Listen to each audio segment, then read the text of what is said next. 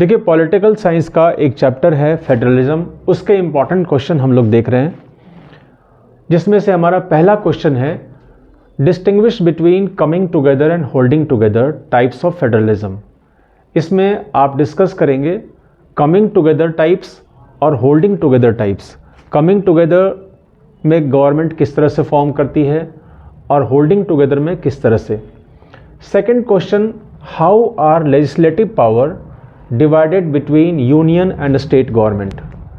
Union and state government, legislative power किस तरह से वर्क करती है यूनियन गवर्नमेंट में और स्टेट गवर्नमेंट में। थर्ड क्वेश्चन में और भी है, how is rural local government known in India. जो रूरल लोकल गवर्नमेंट है इंडिया का, वो किस तरह से जाना जाता है, कैसे जाना जाता है, and what are its different institutions. इसी का और का पार्ट है डिफ्रेंशिएट बिटवीन ग्राम सभा एंड ग्राम पंचायत। दोनों क्वेश्चन का एक ही आंसर है, पॉलिटिकल साइंस हो या हिस्ट्री हो या फिर आपका इकोनॉमिक्स हो, पूरा ह्यूमैनिटीज़। आप हमेशा माइंडसेट रहें कि मैं जब भी पढ़ रहा हूँ, कोई आंसर पढ़ रहा हूँ, तो सिर्फ एक क्वेश्चन का आंसर नहीं पढ़ रहा हूँ, कम से कम 5 क्वेश्चंस के आंसर पढ़ रहा हूँ इकट्ठे।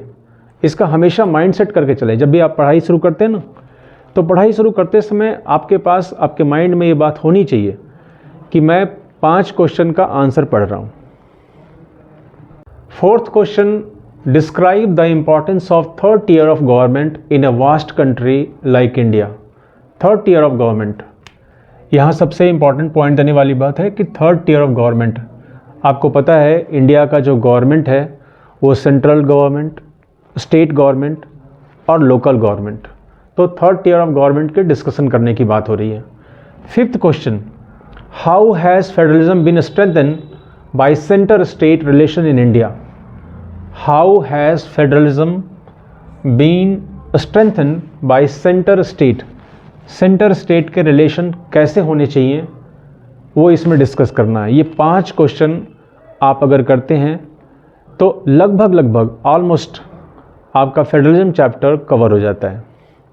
अब हमारा अगला चैप्टर है जेंडर, रिलीजन एंड कास्ट। सबसे इम्पॉर्टेंट चैप्टर, इसमें पूरा इंडिया है, gender, religion and caste. First question, discuss various forms of politics in India. Various forms, politics के डिफरेंट फॉर्म्स को एक्सप्लेन करें।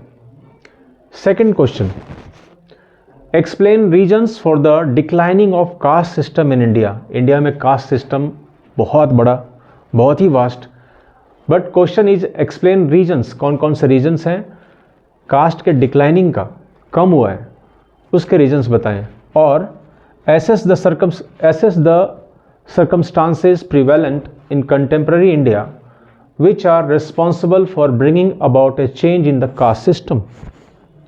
Third question, what are religious differences? Religious differences क्या हैं and how are they expressed in politics?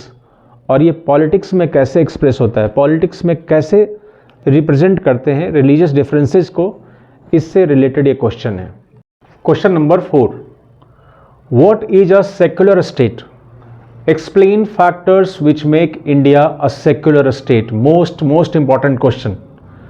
What is a secular state? And explain factors which make India a secular state. Or secularism is not an ideology of some political parties or persons, but it is one of the foundation of our country. Explain the statement. दोनों question का answer एक ही है। Secularism is not an ideology of some political parties or persons, but it is one of the foundation of our country.